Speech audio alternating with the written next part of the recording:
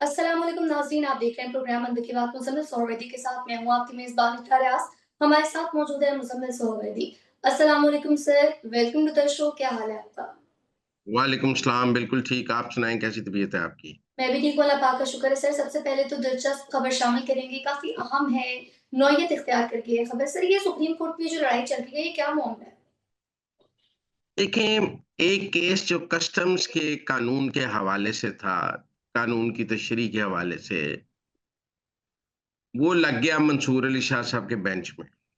हुँ, और मंसूर अली शाह साहब ने सोचा कि चलो मेरे हाथ में आ गया है तो मैं इसी में 26वीं आईनी तरमीम भी उड़ा दूँ।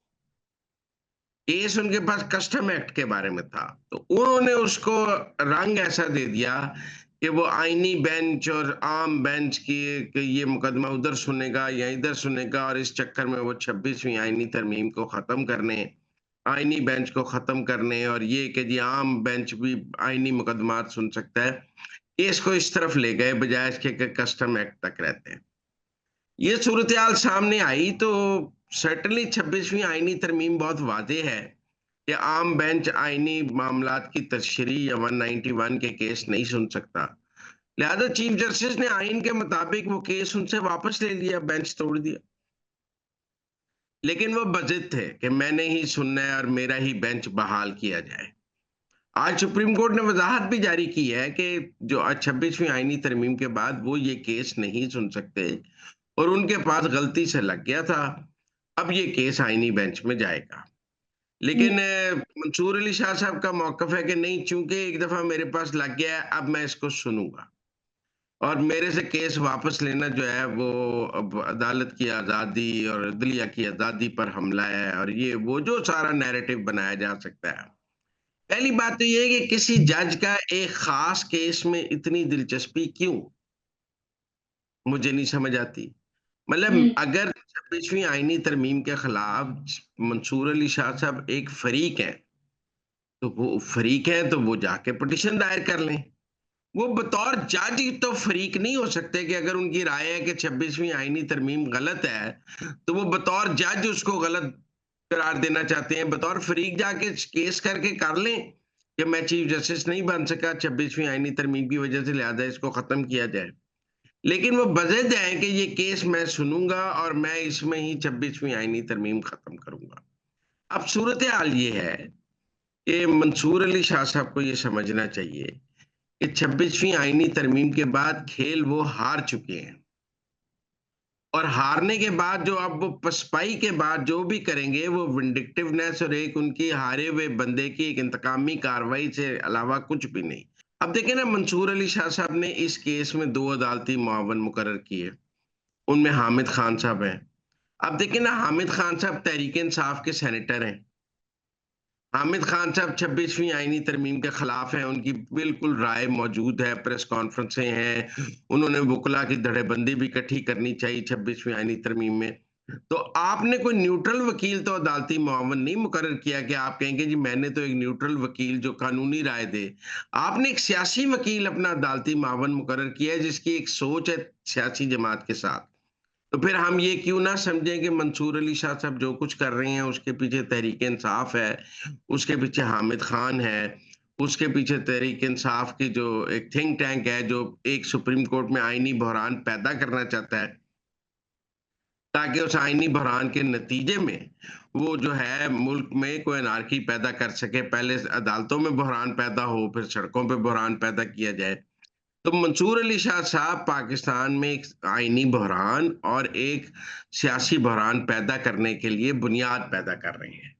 उस बुनियाद के नतीजे में ये खत लिखे जा रहे हैं, उस बुनियाद के नतीजे में इस केस को सुनने की ज़िद की जा रही है।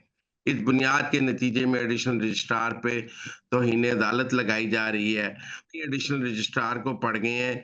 आपको भी पता है कि उसका इख्तियार नहीं है। अगर आप में मंसूर अली शाह साहब इतनी हिम्मत है, हौसला है, तो फिर आप अमीनुद्दीन और याह्या अफरीदी को तौहीन अदालत के नोटिस दे देते हैं, क्योंकि केस तो फिर जजेस कमेटी में उन्होंने विथड्रॉ किया है ना। जी।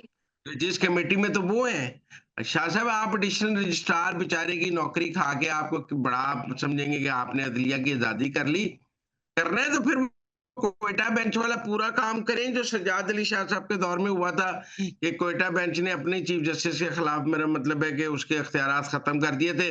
आप भी तो इन्हीं अदालत का नोटिस जाइए अफरीदी और अमीनुद्दीन को जारी कर दें और हुँ, अपने ही चीफ जस्टिस को जो तो इन्हीं अदालत में सजा देते हैं, फिर तो माने ना आपको एडिशनल रजिस्ट्रार के ऊपर क्या कर रहे हैं।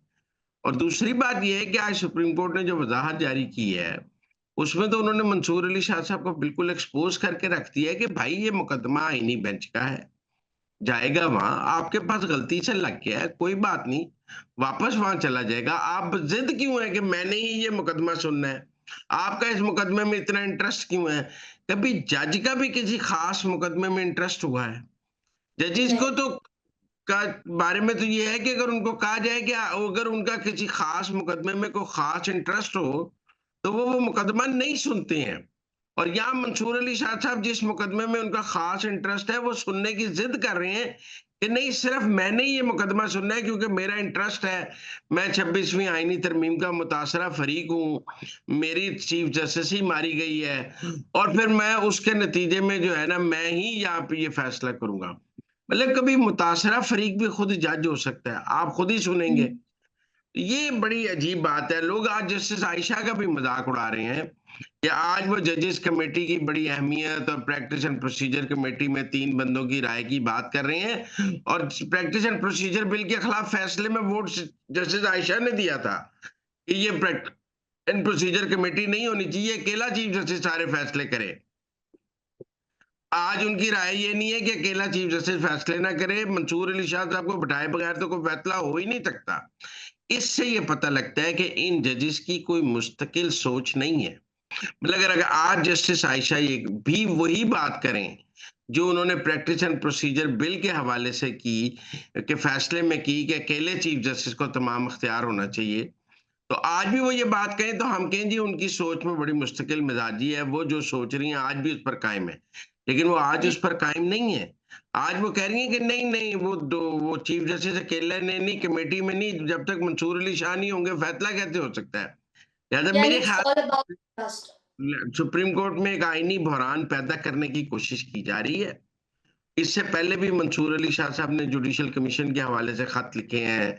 इससे पहले भी उन्होंने जजेस की तैनातियों के हवाले से खत लिखे हैं।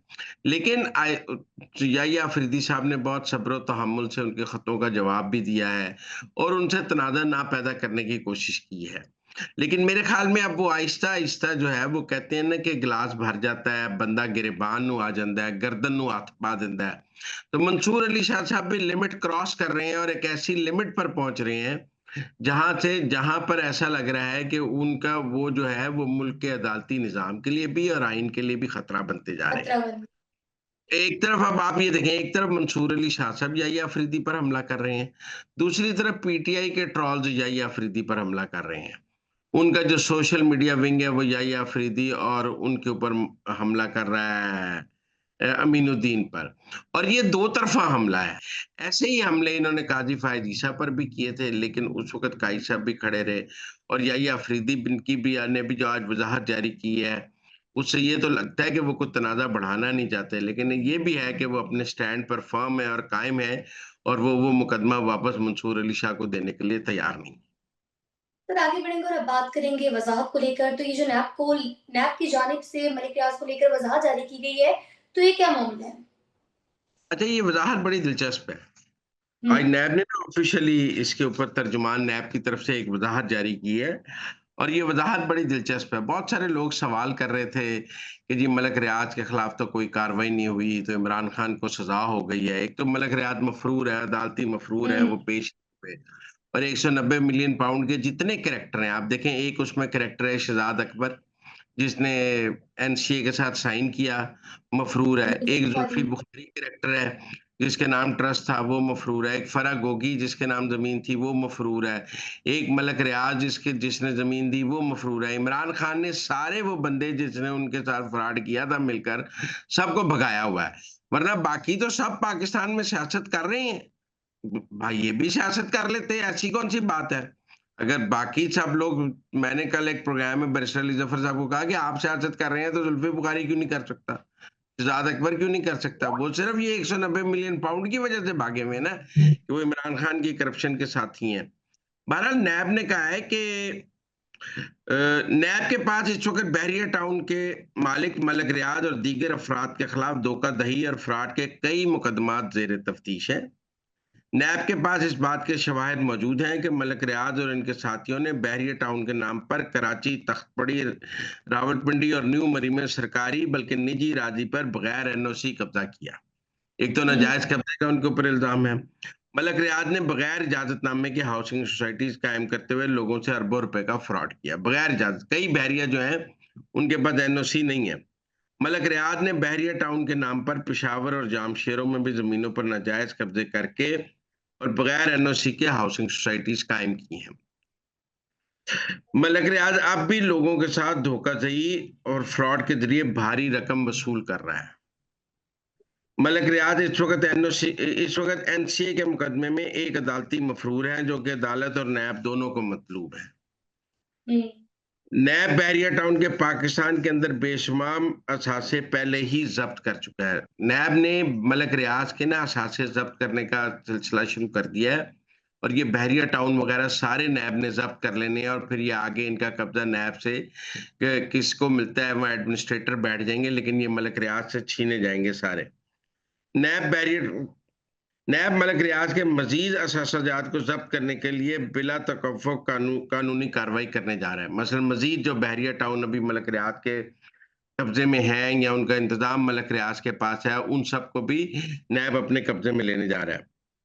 मलक रियाज इस वक्त अदालती मफरूर की हैसियत से दुबई में मुकीम है। मलक रियाज ने हाल ही में वहां पर लग्जरी अपार्टमेंट्स की तामीरात के हवाले से एक नया प्रोजेक्ट शुरू किया है। मतलब अभी हाल ही में आया ना कि मलक रियाज ने दुबई में एक बहुत बड़ा प्रोजेक्ट शुरू किया है और वो एक नया दुबई बनाने जा रहे हैं, ये है वो है।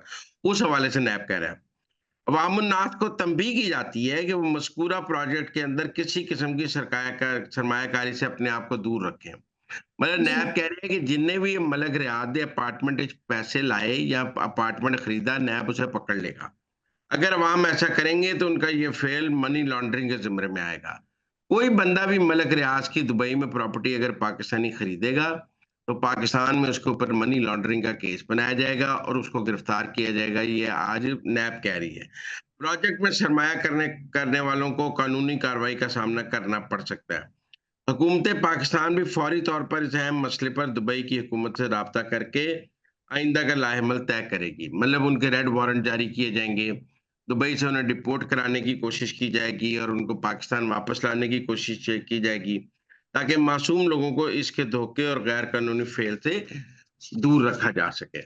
तो मेरे ख्याल में नैब ने मलक रियाज के खिर्द जो है घेरा तंग कर दिया है और मेरी इतलात ये भी हैं कि जो मलक रियाज के डीलर हैं, जो मलक रियाज का माल बेचते हैं, प्रॉपर्टी डीलर 7-8 पाकिस्तान के बड़े, जिनको मलक रियाज साहब अपनी फाइलें देते हैं और मलक रियाज साहब वो फाइलें बेचते हैं, उन सबको भी नैब में भी बुलाया गया और उन्हें फौज भी बुला के कह रही है कि अगर अब आपने मलक रियाज के साथ मजीद काम किया तो हम आपके खिलाफ भी केस बनाएंगे।